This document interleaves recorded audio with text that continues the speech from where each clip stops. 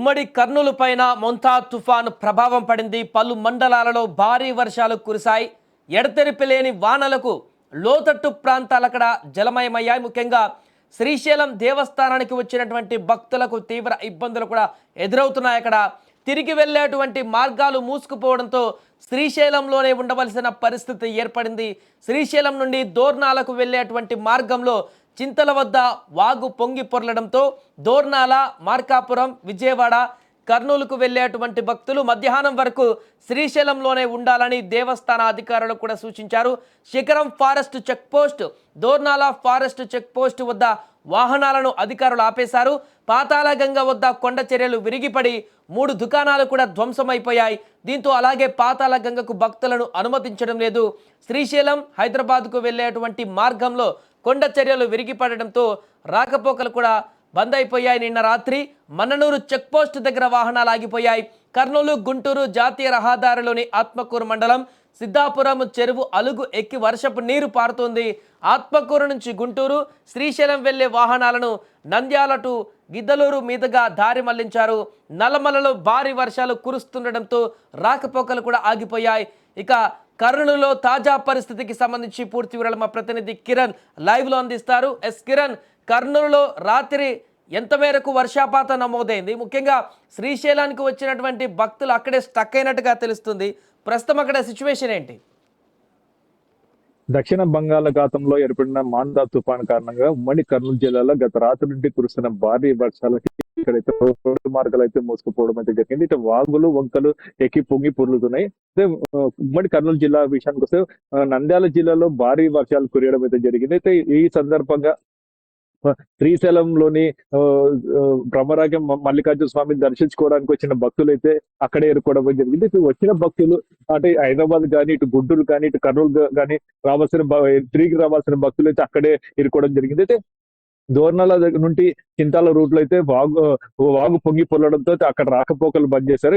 Dornala check post దగ్గర ఇటు శ్రీశైలం పోయే మార్గాలు వెహికల్స్ అన్ని అక్కడ ఆపేశారు. అయితే శ్రీశైలం నుండి హైదరాబాద్ కి ఇటు దోర్నాలకి, గుంటూరుకు వచ్చే మార్గంలో అక్కడ శిఖరం దగ్గర చెక్ పోస్ట్ దగ్గర వాహనాలు అయితే ఆపేశారు.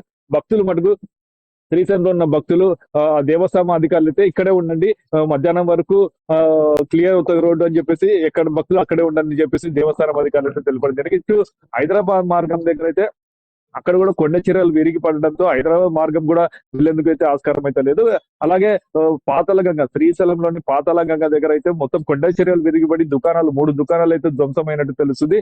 దాంతో మొత్తం మీద పాతాళగంగ కూడా భక్తులకు కూడా అనుమతి లేకుండా అయితే చేస్తున్నారు. ఇటు మళ్ళీ ఆత్మకూరు దగ్గర సిద్ధాపురం చెరువు దగ్గర వాగు పొంగి ఇటు కర్నూలు నుండి ఇటు దోర్నాలు కానీ, గుంటూరు కానీ వెళ్లే మార్గాలు అయితే మూసుకుపోవడం జరిగింది. అయితే అధికారులు మటుకు దారి మళ్లించారు. ఇటు గుంటూరు వెళ్లే వాళ్ళు ఇటు నంద్యాల, గిద్దలూరు, మార్కాపురం అటు దారి మళ్లించి పోలీసులు పెద్ద ఎత్తున అధికారులు చర్యలు అయితే చేస్తున్నారు. ప్రస్తుతం అక్కడ సహాయక చర్యలు ఎలా కొనసాగుతున్నాయి కిరణ్? అంటే రాత్రి నుంచి కూడా చెట్లు పడిపోయినటువంటి చెట్లు కానీ, ఘాట్ల వద్ద ప్రవహించేటువంటి నీరు దగ్గర కానీ క్లియర్ చేస్తున్నారా? అధికారులు ఎలాంటి ఏర్పాట్లు చేస్తున్నారు అక్కడ? అంటే రాత్రి జరగడంతో ఇప్పుడు సిబ్బంది అయితే ఇప్పుడు తెల్లవారుజామున నుండి మొత్తం సహాయక చర్యలు అయితే చేపట్టారు. ఇటు పాతాళగంగ కావచ్చు, ఇటు దుకాణాలు కావచ్చు, ఇటు కొండ చర్యలు ఏదైతే శ్రీశైలం ఫారెస్ట్ లోని కొండ చర్యలు విరిగిపడడంతో అక్కడ సహాయక చర్యలు ముమ్మరంగా కొనసాగుతున్నాయి. ఫాస్ట్ అంటే త్వరగా ఈ మార్గాన్ని తెరిచేందుకైతే అధికారులు అయితే సిద్ధమయ్యారు. అయితే ఇటు వాగులు, వంకలు పొంగే సమయంలో అటు వరద తగ్గుముఖం పట్టినప్పుడే మొత్తం మీద అధికారులు అయితే వాహనాలు అనుమతిస్తారని చెప్పి తెలిసింది. డ్యామ్ వద్ద పరిస్థితి ఎలా ఉంది కిరణ్? అక్కడ వాటర్ ఫ్లో ఏ రకంగా ఉంది? ఏమన్నా ప్రవాహం పెరిగిందా? అక్కడ గేట్ ఓపెన్ కి సంబంధించి అప్డేట్ ఏమన్నా ఉందా? శ్రీశైలం డ్యామ్ లో అయితే ప్రభావం అయితే పెరిగింది. ఇంట్లో చాలా వరకు 800 పైచీలకి ఇంట్లో అయితే 800 పైన అడుగుల్లో శ్రీశైలంలో చేరుతుంది. అయితే శ్రీశైలం డ్యామ్ చరిత్రలో అదే మొట్టమొదటిగా రికార్డ్ స్థాయిలోనే శ్రీశైలం డ్యామ్ లో అయితే వరద అయితే పెరిగిందని చెప్పొచ్చు. శ్రీశైలం డ్యామ్ పరిసర ప్రాంతాల్లో లింగాల గట్టు వద్ద కూడా చాలా ఉధృతంగా అక్కడ కొండ చర్యల వద్ద అక్కడ మొత్తం మీద అక్కడ ఇంటి